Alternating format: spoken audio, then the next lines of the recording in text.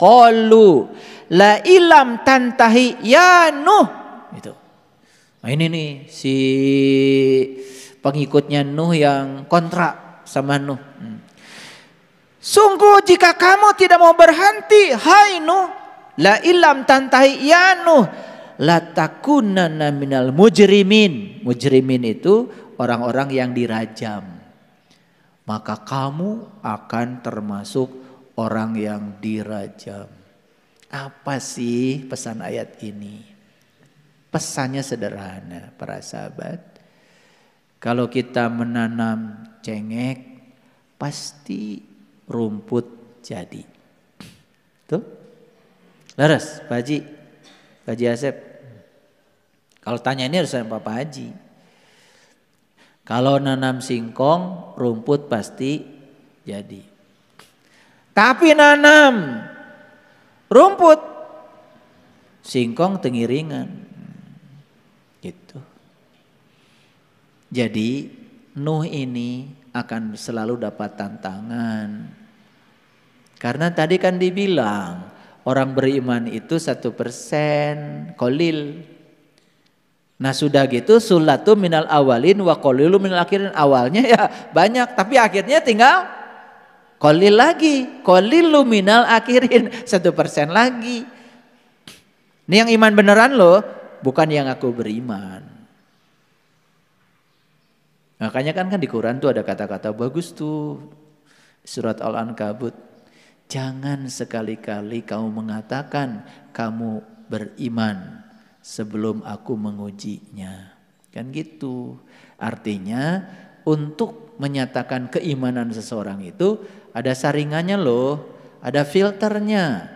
Ada fit and proper testnya. Gitu.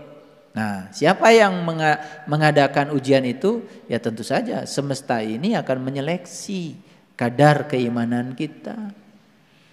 Ya. Nah, jadi kata-kata dirajam di sini itu ingat bahwa sebetulnya kita ini kalau ingin jadi orang yang beriman, perlu nggak yang tidak beriman? Nah, apa yang salah dengan yang tidak beriman? Kan perlu. Makanya Allah bilang di Quran, sekiranya aku mau jadikan semua manusia beriman, itu sangat mudah bagiku. Tapi kalau semuanya beriman kan kita jadi susah. Gimana ngukur iman kita kalau nggak ada yang beriman?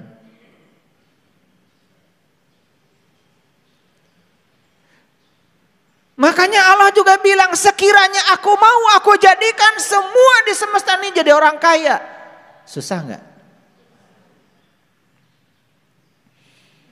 Beunghar segala boga, macul sorangan. Ngadu sorangan. Ngelas sorangan. Naikkan kenteng sorangan. Sok, susah enggak? Namun ngan batur ge sarua beunghar. Makanya jangan sok-sokan belajar itu. Wah, supaya di seluruh semesta ini saya mau bikin pesantren supaya seluruh semesta ini beriman. Itu sudah melanggar Allah. Allah aja bilang, sekiranya aku jadikan orang beriman semuanya, sesuatu yang mudah bagiku. Tapi Allah melakukannya. Iya mah pimpinan pondok pesantren mau bikin semua orang beriman. Melanggar. Betul nggak? Da ceuk si eta mah cenah nu teu iman teh awon. Penilaian itu mah. Keun we itu menafsi-nafsi perjalanan masing-masing. Betul nggak? Bukankah kita perlu kehadiran mereka? Ngartos henteu? Gitu. Kalau semua orang baik, kumaha ngukurna? Katinggalina alus teh lamun panggih jeung nu goreng. Jadi yang tidak baik menurut penilaian kita perlu ada? Ya sudah, terima saja hidup apa adanya. Terima saja hidup itu ada. Enak gitu. Hidup itu penuh dengan kegembiraan. Tong cegekan maka kabatur. Jangan usil, jangan komentar, maafkan, biarkan. Gitu. Ya, paham? Nah, lanjut dulu. Ya. Nuh berkata, apa kata Nuh? Qala Robbi inna qaumi kadzabun. Tuhan, sungguh kaumku telah mendustakan aku.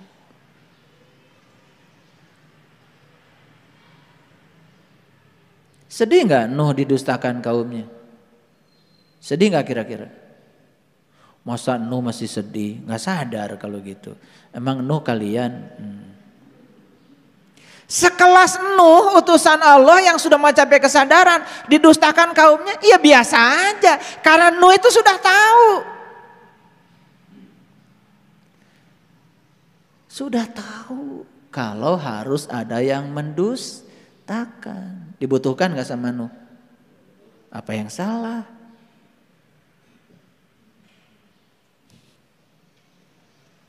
Ini kebiasaan kalian.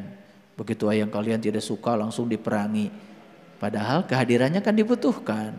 Betul nggak? Coba perhatikan saya. Jadi apapun di semesta ini tidak ada yang sia-sia. Kesia-siaan itu karena kita tidak mampu menggunakannya, memanfaatkannya. Betul? Iya. Awas jangan manggut-manggut tapi nggak ngerti. Nah, kemudian di ayat ini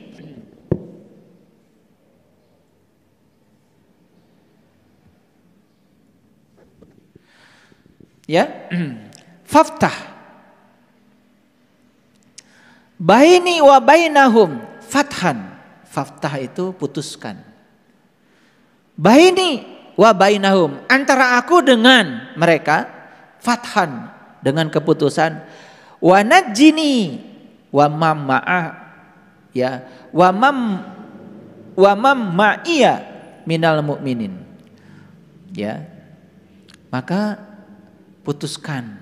Ada satu keputusan yang nyata, yang jelas, yang tegas antara aku dan mereka, dan selamatkanlah aku dan orang-orang yang mukmin bersamaku. Jadi Nuh itu meminta kepada Allah, faftah, putuskan.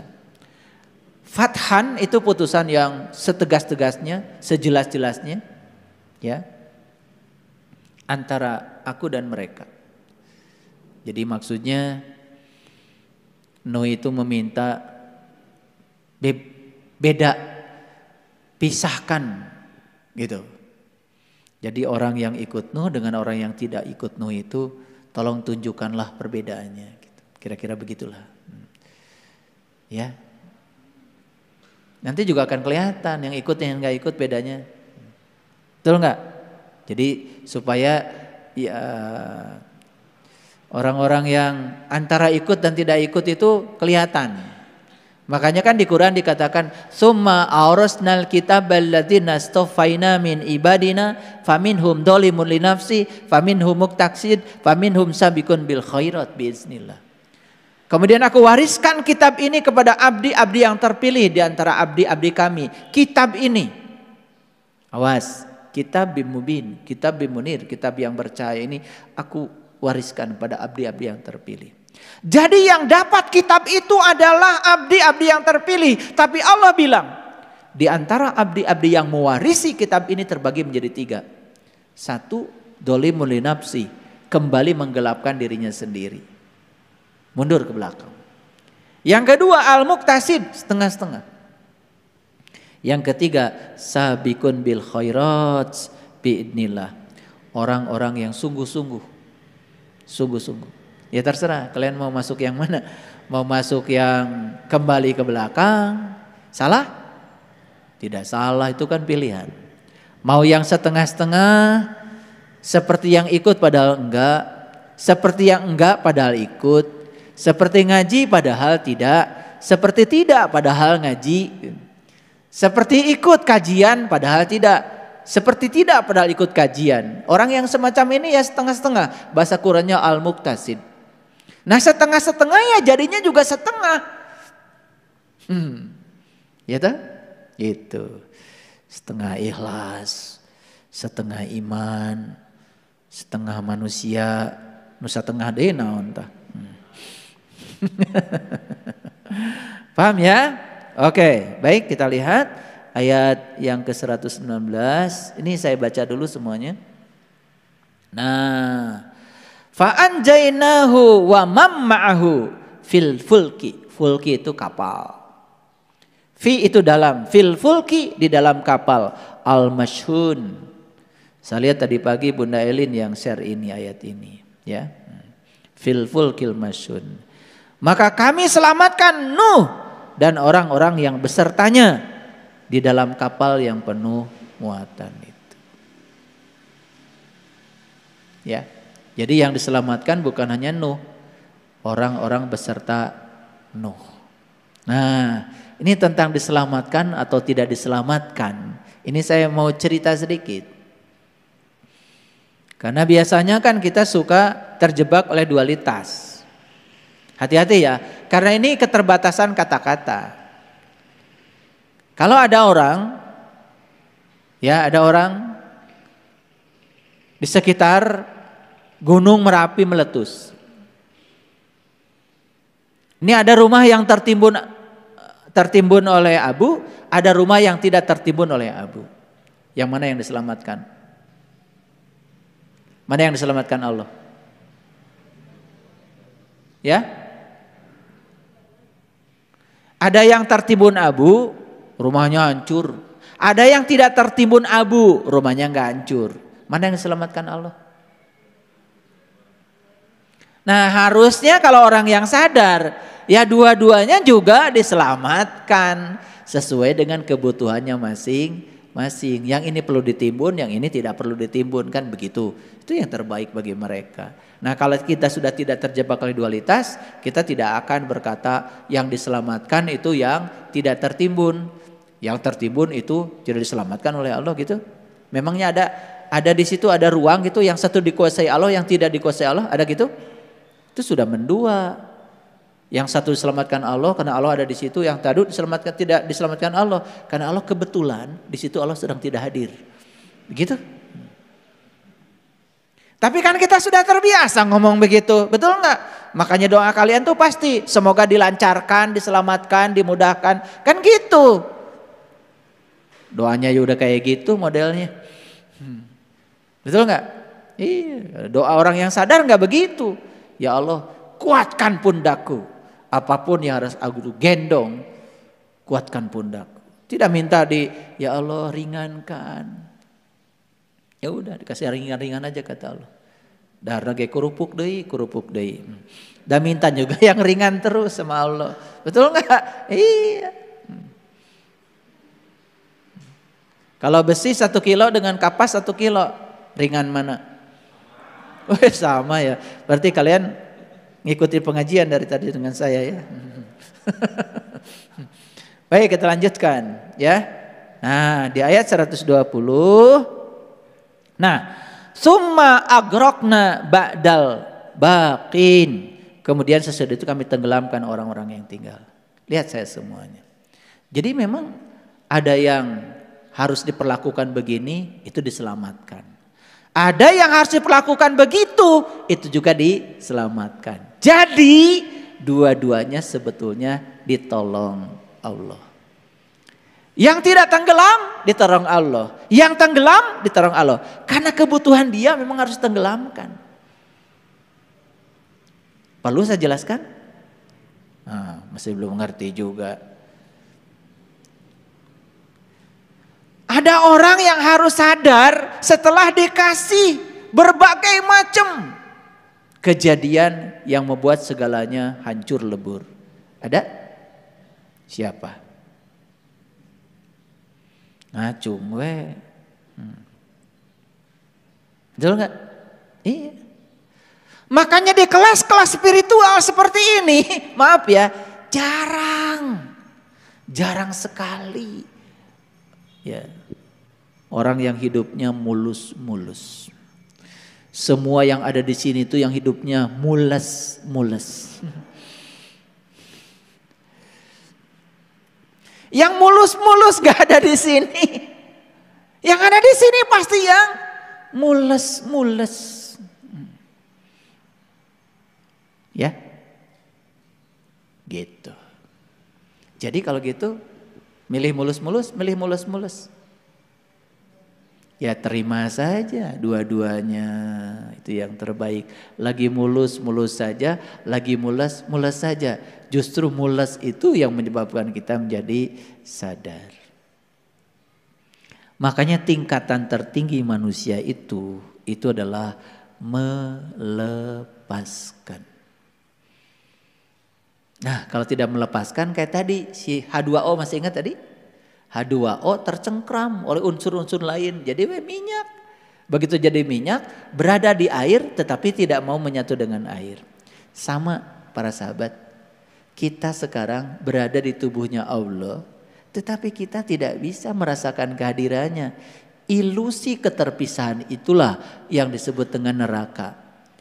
Makanya orang yang berada dalam neraka itu terus aja mencari Allah. Padahal Allah sudah meliputi dirinya, tapi dia tidak merasakan kehadirannya.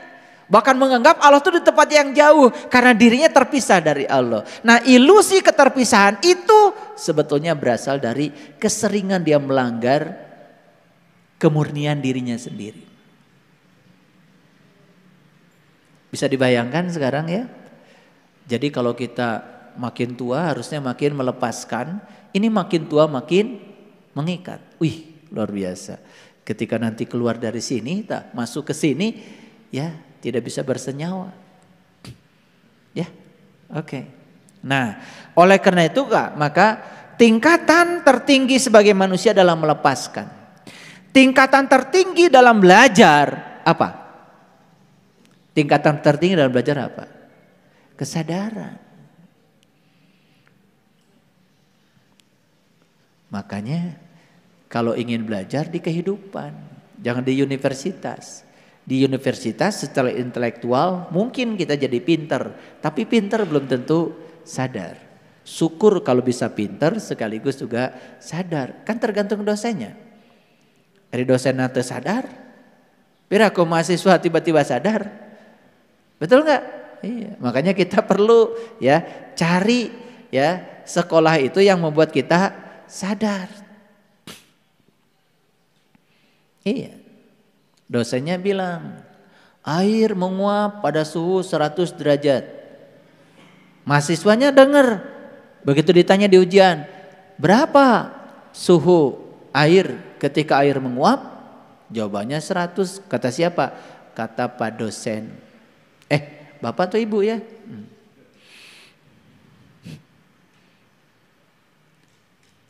Padahal dia itu tiap hari nyuci baju yang celana kolor.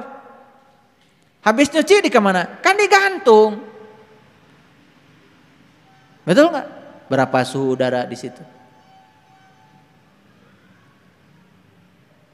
Kartos ente ya teh. Mang Ujang tadi ngepel pagi-pagi. Ada airnya nggak di situ? Kemana tuh air? Menguap. Berapa suhu lantai? Kan nggak 100 derajat. Jadi kalau gitu air menguap pada suhu berapa? Pada suhu berapa saja. Makin tinggi suhunya makin gancang nguapnya. Gitu. Karena diajarkan oleh yang gak sadar. Air menguap pada suhu 100 derajat. Semua kur. Berjamaah salahna. Iya. Saya tanya guru-guru IPA. Air mendidih pada suhu berapa? 100 derajat. Di mana? Ngaos buku. Pira oge eta cai ngagolak. Nyokot termometer. Asupkeun ka dinya. Ukur. Benar 100. Di Amerika 100 derajat. Karena tekanan udara di Amerika 1 atmosfer. Di Bandung tekanan udara kurang dari 1 atmosfer. Sebelum 100 derajat air sudah mendidih. Dacek yang cenah diajarna. Gitu hasilnya. Sadar enggak? Iya. Makanya coba belajar agama, belajar sains harus sama orang yang membuat kita sadar. Ieu mau ngaji geus loba malah teu sadar. Nah, tingkatan tertinggi dalam kehidupan adalah kebahagiaan. Bahagia di mana tadi? Di dalam. kalau kita hidupnya sudah meditatif, merasakan kehadiran Dia setiap saat. Nah, tingkatan kita membina diri kita adalah meniti ke dalam diri, menemukan kekosongan. Makanya belajar meniti ke dalam diri itu persis seperti ngupas bawang. Bagian luar bawang kan warnanya kotor, betul? Apalagi yang bersentuhan dengan tanah, kupas dulu yang kotornya. Kupas dulu yang merahnya. Kupas lagi yang merahnya. Kupas lagi yang merahnya. Makin ke dalam makin putih warna bawang. Terus kupas. Sisanya hanya tinggal kekosongan. Yang tersisa cuma hangat-hangat air mata. Itulah spiritualitas. Menemukan yang tidak bisa ditemukan. Makanya ngaji dengan saya menemukan yang tidak bisa ditemukan. Jadi kalau buru-buru sudah mengatakan alhamdulillah saya sudah menemukan, bohong itu. Jangan kemana-mana. Berarti tidak mengerti pelajaran dari saya. Menemukan yang tidak bisa ditemukan. Itu namanya pencerahan. Sudah tercerahkan Bapak Ibu? Sudah. Kenapa? Saya sudah menemukan yang saya cari. Itu belum menemukan. Tapi kalau ada orang baru di BMK sama saya ngomong begitu, bagus. Tapi kalau sudah 2 tahun, kayaklah gagabah pisan. Kalau udah 2 tahun, udah disapi, siap-siap mau disapi. Kalau baru 2 bulan ngomong gitu sama saya langsung disalahkan, nanti bisa ngalengit. Makanya saya ngomong kepada orang yang beda-beda, bukan pelan-pelan. Nabi Muhammad ditanya oleh Ibnu Abbas, ya Rasulullah, ketika engkau Isra Mi'raj, apakah engkau bertemu Tuhan? Yes. Nabi Muhammad mengatakan, aku bertemu dengan Tuhan. Tapi ketika Muhammad ditanya oleh Siti Aisyah yang umurnya belasan tahun, ya Rasulullah, ketika engkau Isra Mi'raj, bertemu Tuhan? Nabi Muhammad mengatakan, tidak. Mau bilang Nabi Muhammad pelan? Nah, kalau kita belajarnya nggak jelas, bilang pelan. Masa sekelas Nabi Muhammad pelan? Nabi Muhammad tuh bijaksana. Kapan menjawab apa pada siapa? Iya. Makanya kalau kalian datang ke rumah, ngobrol dengan saya, habis ngobrol dengan saya, jangan diobrolkan sama yang lain. Nanti yang lain datang ke rumah ngobrolnya lain lagi. Bingung kan belajar dengan saya? Karena saya kadang-kadang kepada si A ngomongnya harus begini, karena tahapannya masih di sini. Pada si B ngomongnya begini, tahapannya sudah di situ. Makanya kalau ketemu saya, habis ketemu saya, jangan, nah tadi saya udah ketemu ayah guru. Oh ternyata begini. Waktu itu ayah guru ngomong ke saya nggak begitu. Kalian bisa berdebat. Mau ketemu saya bingung nanti, betul nggak? Sudah yang saya omongkan pada kalian, terima buat diri kalian sendiri. Jangan dibandingkan, gitu belajar spiritual. Pengen sama aja, emang belajar ilmu syariat. Spiritual beda, individual. Paham? Itu ya. Nah, tingkatan tertinggi ya dari ya kehidupan manusia itu sebetulnya adalah kebahagiaan. Di dalam kebahagiaan disitulah ada yang namanya ketenangan. Jadi kalau kita sudah tenang, luar biasa.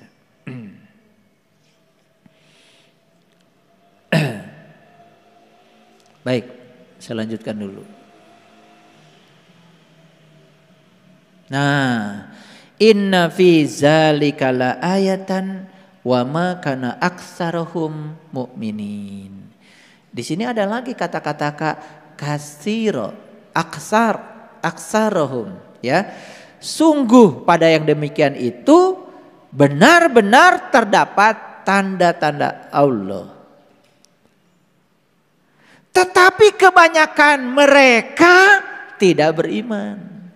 Ada muncul kasiro, aksarohum, kasiro. Jadi yang tidak beriman menurut ayat ini banyak. Berapa persen? Kasiro 99%. Wah, semua penelitian cari orang yang tidak beriman. Punten Ibu, Ibu beriman? Iman tuh. Iman. Masuk rumah. Assalamualaikum. Punten. Are ibu iman teh? Iman. Assalamualaikum. Bingung nih ayat ini. Kok semua saya tanya menurut riset iman semua. Kade eta mengaku. Da iman mah teh kudu ditanya. Gak usah tanya. Punten ari ibu iman teu tingali kalakuanana. Nah, hese-hese teuing. Jadi kalau ingin tahu orang beriman, lihat cara parkir mobilnya.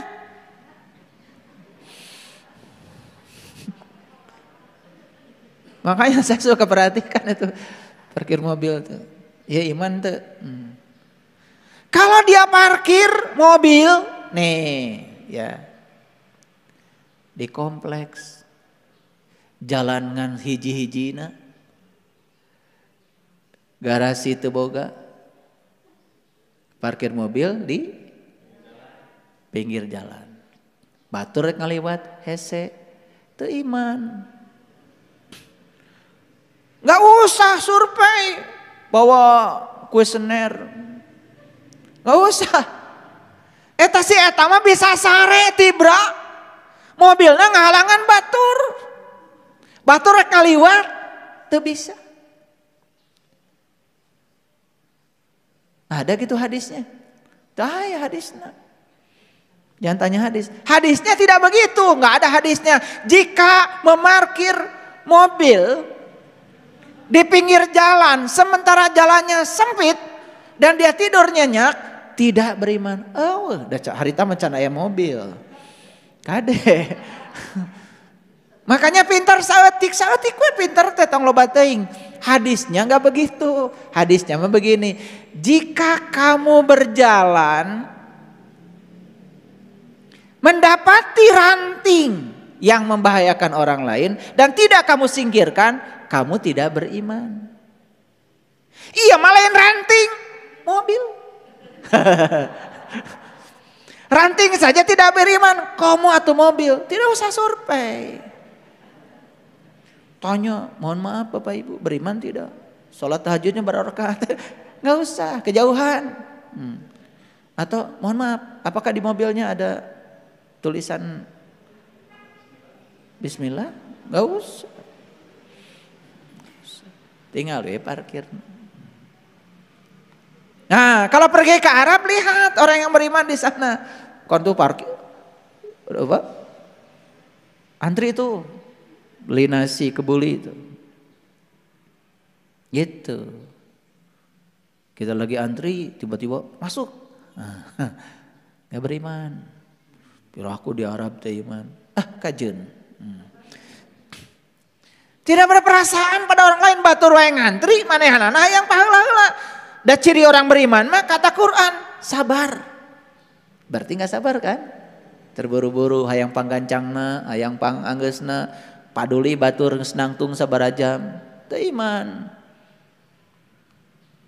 Kumaha Bapak abdi ninggal eta kamari nuju antri. Da meni solehah. Sebentar kamu ngukur solehahnya dari mana? Wih syar'i.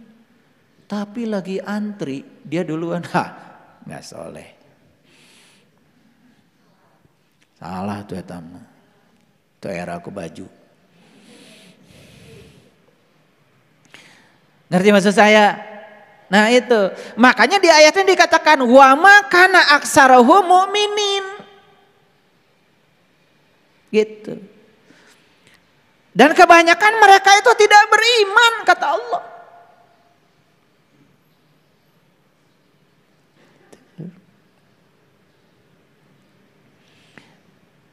Saya punya doa bagus ini, tapi doa ini dari Bunda Teresa. Mau saya bacakan nih. Bunda Teresa doanya begini. Bebaskan aku ya Tuhan dari keinginan untuk dicintai, dari keinginan untuk dipuji, dari keinginan untuk dihormati, dari keinginan untuk disanjung, dari keinginan untuk dimintai nasihat, dari keinginan untuk didukung, dari keinginan untuk menjadi populer. Berani nggak doa gini? Ulangi lagi. Bebaskan aku Tuhan dari keinginan untuk dicintai. Wanian Bunda Teresa. Wani gitu, doa gitu. Bukannya kalian mah doanya, ya Allah jadikanlah semua orang mencintai saya. Jangan ada satupun orang yang menyakiti saya. Bukannya begitu. Yang kedua, dari keinginan untuk dipuji. Berani gitu. Malah anu muji deui geus ngadoa ieu. Sepi. Nah, teu anu muji deui. Ini sekelas beliau ya, ini doanya keren ya. Makanya kenapa saya bacakan ini, saya cuplik luar biasa. Ini orang yang berkesadaran, doanya saja udah kayak gitu modelnya. Bukan dilancarkan, dimudahkan lagi. Beda ya di WA kalian. Dari keinginan untuk dihormati coba. Berarti kalau minta dibebaskan dari keinginan untuk dihormati, sudah tidak punya keinginan di sini untuk dihormati. Bebaskan aku ya Tuhan dari keinginan untuk disanjung, dari keinginan untuk dimintai nasihat, dari keinginan untuk didukung. Tiap 5 tahun sekali doa apa yang didukung kalian bagi-bagi sembako. Dari keinginan untuk menjadi populer coba. Udah gak punya lagi. Ini kesadaran murni nih. Kesadaran murni. Yang kayak gini kesadaran sudah tidak mungkin. Kadang sadar kadang tidak. Gak mungkin. Yang model kayak gini sudah tidak mungkin. Kadang iman kadang tidak. Nambah kurang. Gak mungkin. Ketimbangan. Ini kelasnya nih udah keren. Bunda Teresa, saya sangat kagum sama beliau, luar biasa. Nah ini doanya penggalan yang kedua nih, lebih mengerikan lagi. Bebaskan aku Tuhan dari ketakutan untuk dihina. Wanian, gak takut dihina lagi. Bebaskan aku Tuhan dari ketakutan untuk direndahkan. Tersiun direndahkan. Bebaskan aku Tuhan dari ketakutan untuk dicemooh. Bebaskan Tuhan dari ketakutan untuk difitnah. Berarti wanian kan? Bebaskan dari ketakutan untuk dilupakan. Ieu kadukun. Bilih caroge abdi hilap ka abdi. Gusti pamitiasa mah keun we nu sejen hilap ka abdi. Aduh bojo abdi mah ulah sampai hilap ka abdi Gusti. Bunda Teresa doanya minta dibebaskan dari ketakutan untuk dilupakan. Coba. Kalian makan hayang atau diingat we terus. Mugi-mugi upami panen ayah Asep sing emot ka abdi.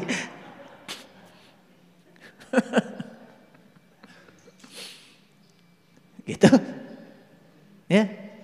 Kalau Pak Yudi pergi ke luar negeri, semoga Pak Yudi kalau lagi belanja di Belgia ingat sama saya. Nah Bunda Teresa mah minta dibebaskan dari apa? Ini mintanya sama Tuhan kok. Tuhan bebaskan aku dari ketakutan untuk dilupakan. Dari ketakutan untuk ditertawakan, dari ketakutan untuk dicurigai, keun we batur cenah curiga ka abdi. Kan gitu.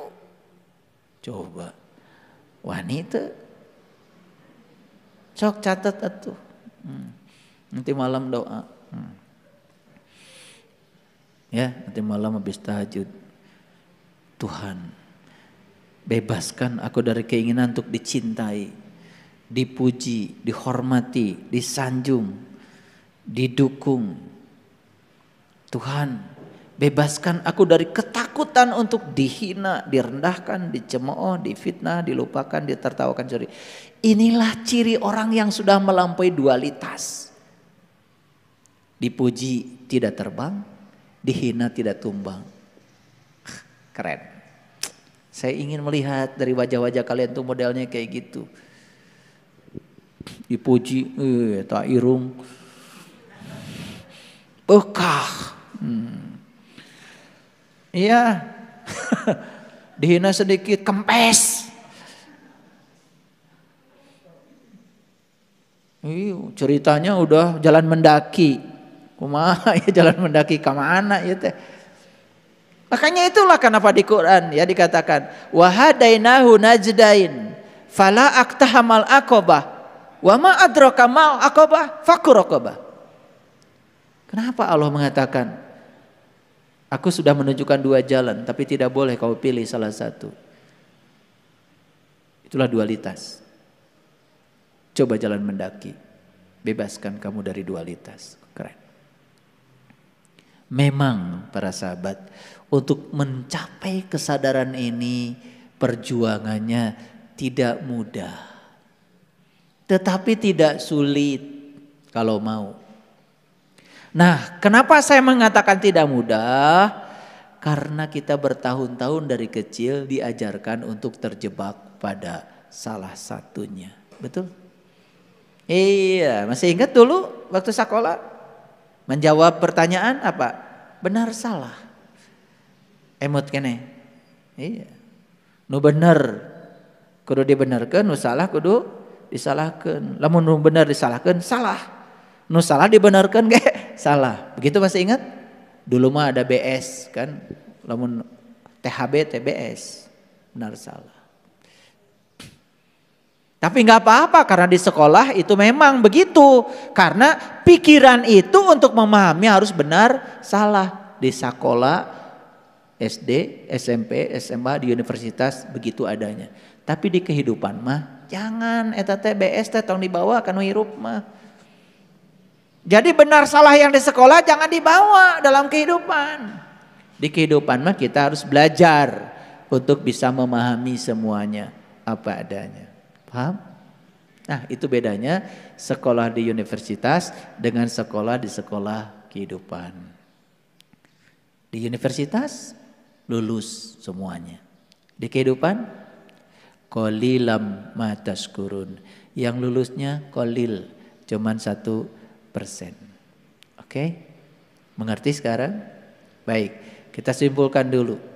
Jadi mulai sekarang kita sudah punya patron ya. Patron yang sangat jelas untuk kita mengukur diri. Ya, mengukur diri.